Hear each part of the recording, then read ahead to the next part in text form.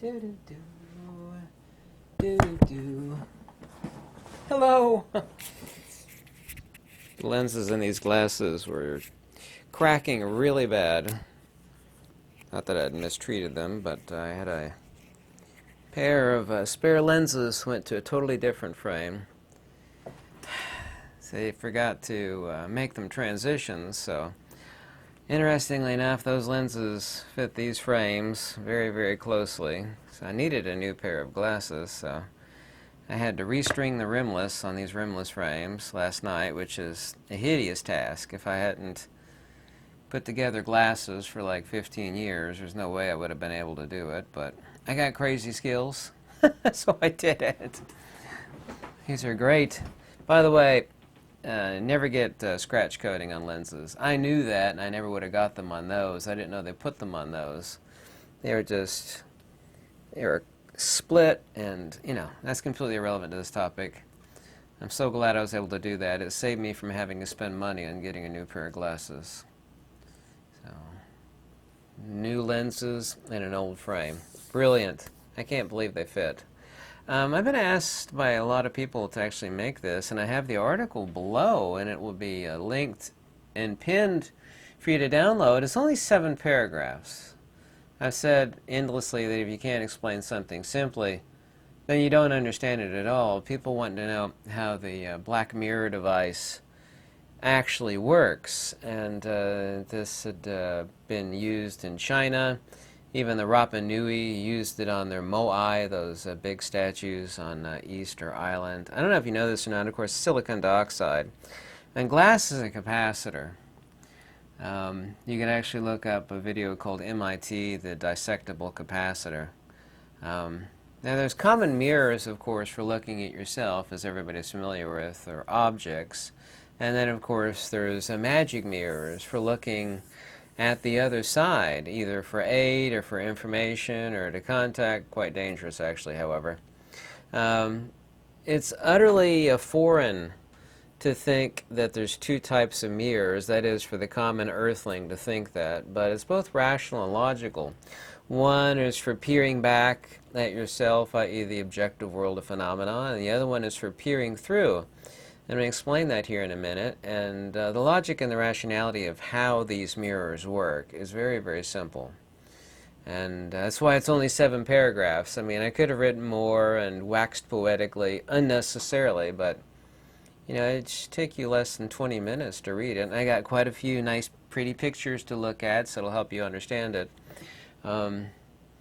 These mirrors that are peered through are for not using your eyes, but for using the mind's eye. And I think everybody has heard of the mind's eye. The mind's eye is the same thing that we actually have holographic visions of dreams with, which everybody, of course, is familiar with.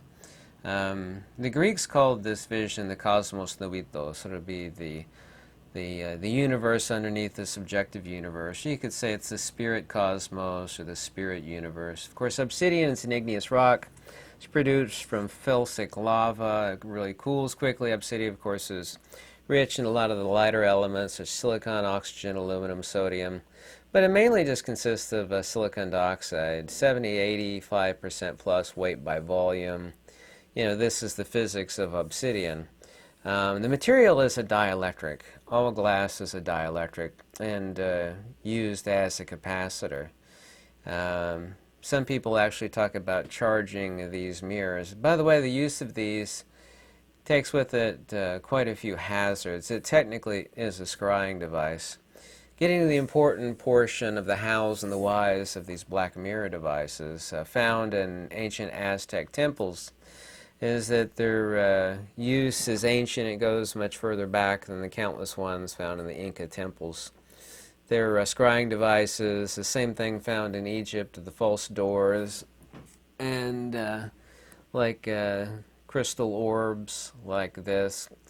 Of course, glass and crystal and obsidian, they're still mostly silicon dioxide. But why is it superior? Why is the black mirror device superior to, say, than something like this? And I don't want you to think that in my spare time I'm using this as a scrying device. I don't want people to think that. I had to say that. The reason why the black mirror device is superior is that the dull black surface actually engenders a near zero, if done correctly, mental stimulus and a near zero visual stimulus when the mind is zoned into it, or rather specifically through it. If you follow along in this very, very short little article that I've written, which only has 7 paragraphs, it's trans-subjective noetic concentration, which sounds fancy, but I'll explain it very simply here quickly. And it's not complicated, and it's not big words. Trans-objective noetic concentration. There's only 3 types of concentration, and you'll understand it very quickly here, very simply, in just a second. Where the mind is legitimately processing the opening of a portal to the other side, or a word that's used in a movie which is quite appropriate, and it's a made-up word, and call it the underverse. You can call it, the universe underneath this, or the cosmos, nuitos. Literally, the light of the mind is directed trans-subjectively, and this, of course, is noetic illumination. The mirror that you can actually see here in the article was proven to have been used by Queen Elizabeth I, the famous political mystic advisor John Dee, to speak with entities on the other side. Its origin, like countless other British antiquities, was acquired from various places on the earth. This came out of an Aztec temple. It's likely more than 1,000 years old, but of course nobody knows. Honestly, I completely find the word concentration abhorrent, since it implies the horrific term meditation, which has absolutely no definition whatsoever, which actually technically refers to melite, which means practices and rituals, but the word meditation is meaningless. But nevertheless, to concentrate anything, of course, is to extract one thing from amongst something else. Gold is gold is gold, obviously and logically so. Likewise, to purify gold means to raise the concentration of gold itself from something else. As is often said, everything in life is about focus or concentration, or of course lack thereof. The 3 modalities, getting to it quickly here, of embodied, in other words sentient concentration, are from crude to fine. One, of course, is objective concentration. Secondly is trans-objective noetic concentration. And lastly, of course, noetic or theurgic concentration. This is just simplex theurgy, i.e. disobjectification. Objective concentration, of course, is very, very simple. It's the same thing every living, intelligent and unintelligent, mostly unintelligent, creature on Earth does. The peripheral world, of course, is zoned out to focus in on objects, things that we're concentrating on. The finest form of concentration, of course, is theurgic.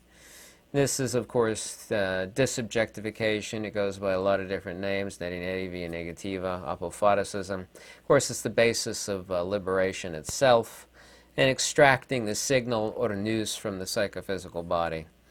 Theurgic concentration, of course, is beneficial. Objective concentration, of course, is problematic for most living creatures, since it engenders materialism, fears, attachments, desires, and objective identification. In other words, you're looking in a regular mirror, you're focused in on that thing, and you see yourself as that. And of course, this is typical concentration of any worldling, objective concentration. The serious problem comes from how a black mirror device is used, and the why and where of what it works. And it's very simple, too, since there's 2 types of mirrors in the world. There's objective mirrors and there's trans-noetic mirrors. And that's what a black mirror device is, and it's how it works. And the danger from this is also, too, the how of why it works.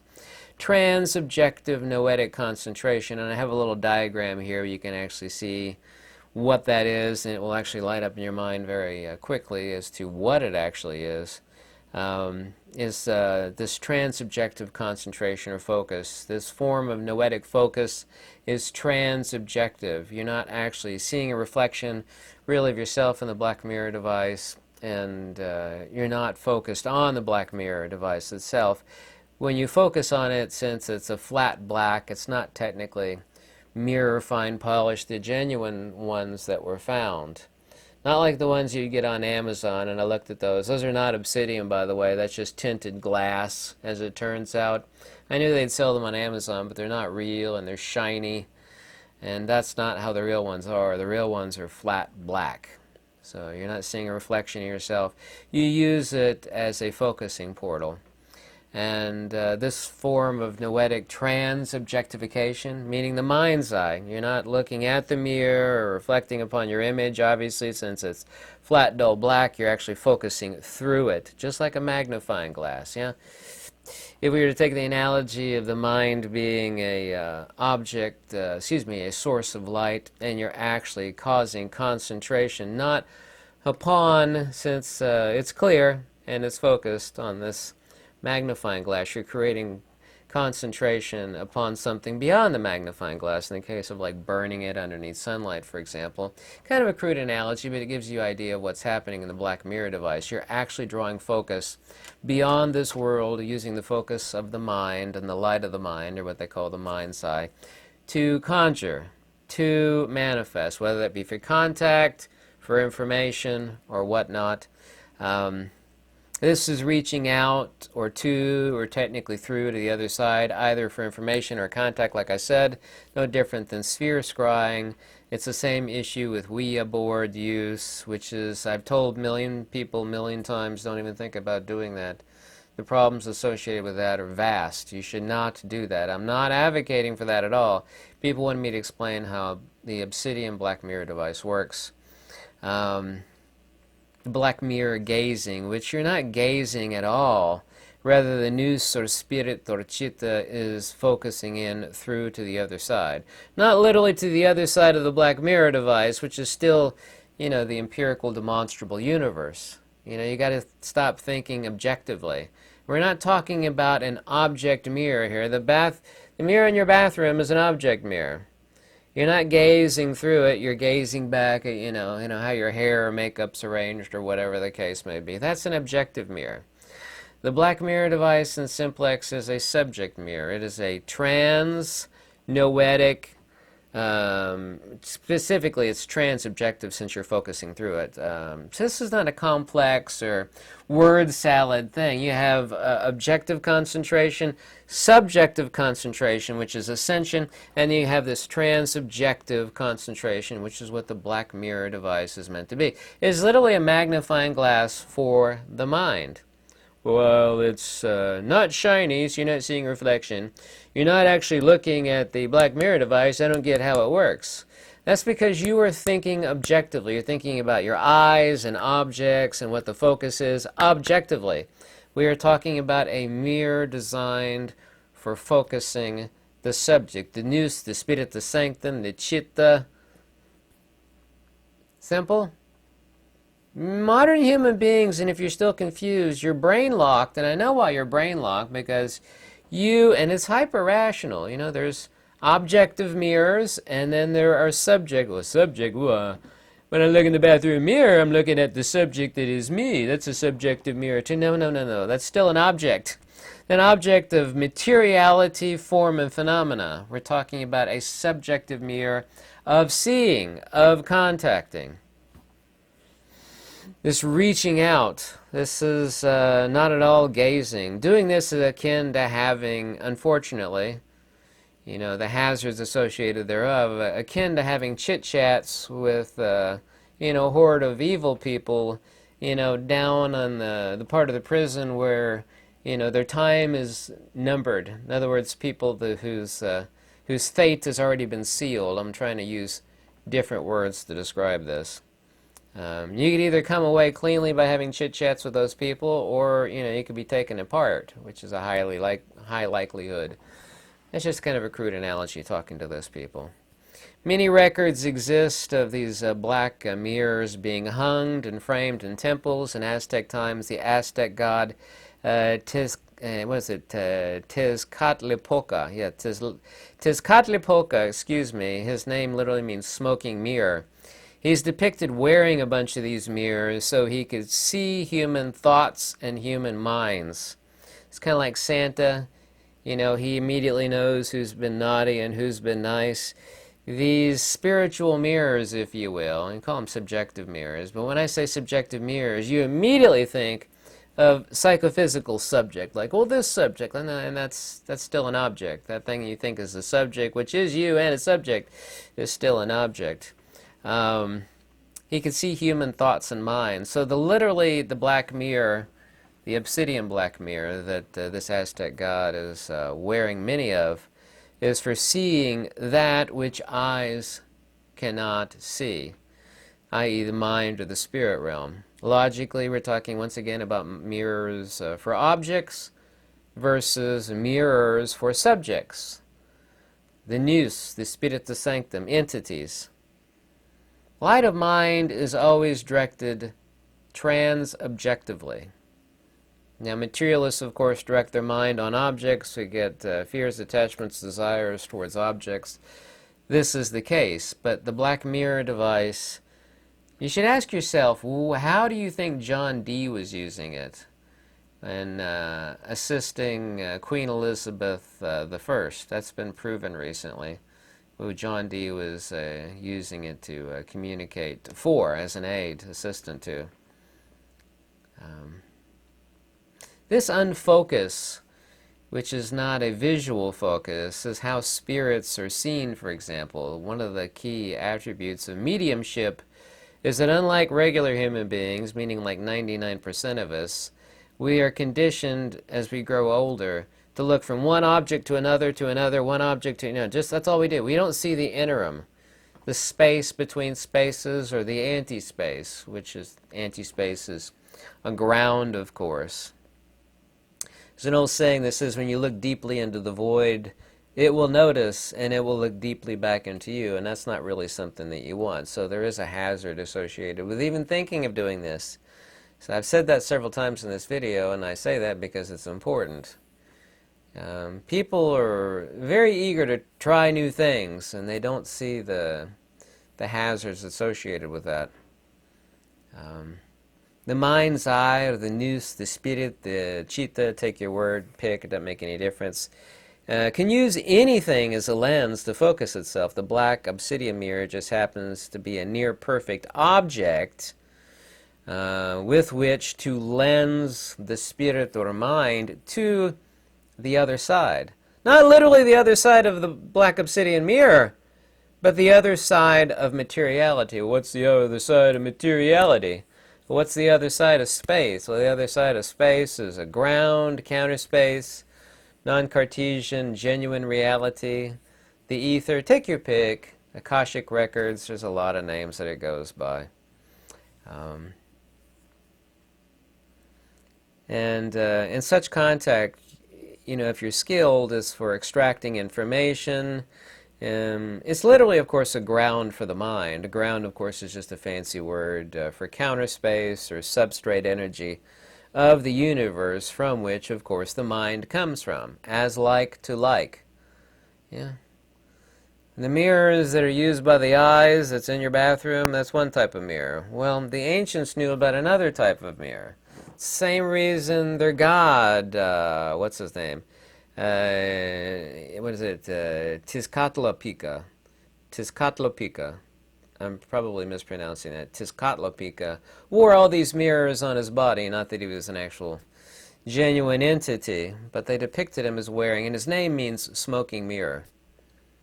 Same way we take a magnifying glass and we have sunlight pass through it, and we can cause the wood to start smoking. In other words, he's focused in like a laser, just as you're taking concentration of the light of the sun and concentrating it with this peering device. Well, there's this peering device which is transparent for focusing and burning things, or seeing things up close. And then, of course, there's a regular mirror for reflecting things. And then there's another mirror which is almost exactly like an objective mirror in your bathroom, and this. The black obsidian mirror is both half a regular reflective mirror and half a magnifying glass. You're passing the mind through that, and you're using it as a point of focus, and that's how the black magic mirror, the black obsidian magic mirror, actually works. They didn't actually, we got plenty of examples of these mirrors. They were not polished to the point where they were reflective. They were only polished to the point that they were smooth and matte and dull. Okay? The ones on Amazon are not only not real obsidian, they're like mirror shiny. They just have like window tinting on pieces of glass. That's what they are. They're not even obsidian. But even if they were, they're not supposed to be shiny, reflective, reflective, reflective. Neither are the Aztec obsidian magic mirrors. Unfocused mind, of course, is no different than an unfocused light, which is scattered, concentrated like a magnifying glass. The mind can conjure, burn through objectivity. Consciousness focuses, of course, upon the objective world, and the new sort of spirit can be focused on the transcendental world and trans-objective focus. That's the reason why there's only 3 types of focus. Objective focus, very simple. Everybody knows what that is. The high one that I've been talking about, the highest one, been talking about for countless years, which is noetic, disubjective concentration. The ascension, obviously, and in other words. And this intermediary one, which is the aim and goal of the Black Mirror magic device, which is, this is not complicated or a word salad, trans-objective concentration. Trans-objective. You're not looking at the surface of the Black Mirror device. You know, you're not technically looking on the other side of the black. You're not looking at anything to do with the eyes. You're using it as a focusing mechanism of the mind. You're using the black magic mirror like both a magnifying glass and a regular looking glass like in your bathroom. You're not seeing the objective self. That's not what is to be looked at. You're using it, it's a conjuring device. It is a portal opening device. Because there's 2 eyes, and every ancient culture thought this. Egyptian, Greek, Indian, on and on and on and on and on. They thought that there were 2 eyes. There's a reason why you see so many, you know, third eye right here, right, the mind's eye. Everybody's seen that. Huh? Well, just take it out logically for me here, okay? Just take it out logically. And you got one mirror for these eyes, and then you got another mirror that's not like a regular mirror. That's not a mirror, it's just a piece of flat black stone. No, it's a mirror. It's just a different type of mirror. And that's a mirror for this eye. This eye doesn't use the type of light that these eyes use. Everybody's heard of third eye. It's just the mirror for the mind. It's rational, it's logical, and like I said, there's only 3 types of concentration. Objective, ascentive or theurgic, and transobjective, i.e. noetic. Transobjective means noetic, or the mind's eye mirror, which you're using to focus on. You're not focusing on anything to do with the black magic mirror. You're not looking for your reflection in it. You're not trying to burn through it like Superman with his laser eyes. What it is, how it works, why it works is rational and logical. All true metaphysics is rational, simplex, and logical. Always is, always has been. This is the reason why I have no connection to illogical, irrational, New Age stuff. You know, it's just like, well, that doesn't make any sense. That's like nuttier than religious stuff. Like, yeah, well, I don't know. That's why it's called New Age. There's not really a lot that's rational to it. This is the reason why I wince that anybody thinks that I ever talk about New Age stuff. There is some overlap because they'll actually take stuff from rational metaphysics and adopt it as their own, but they're not the same at all. So that is the logic and rationality and metaphysics of the magic black mirror device, how it works, why it works. Very, very simple, very rational. The link to that super small article that you could read in 25 minutes or less is below, and it's a pinned comment. I hope you like these unique videos that I make, because there ain't another article or video anywhere in the internet, including the tube, about this and explaining it. Simply, too. If you like any of these videos, any donations, always warmly welcome. You ever want to contact me, my email's in the description of every video. Meet me in live stream. I go there and I love talking to y'all. I said y'all, that's how we say it in the South. Y'all! Yeah, check out my links below. My Substack article for this also too below, and countless other free articles. And everything I write is for free, but any donation is always warmly welcome. I hope you have a lovely week. Lux e Veritas. Yes, I'm wearing my ugly shirt today, but it was $4. It's also too big since I've lost so much weight, but I just kind of cinched it up in the back. You know, like puckered it in the back because it's too big. I was like, oh, whatever. I want to wear that ugly blue shirt today. Thanks for watching and have a lovely week. And Lux e Veritas.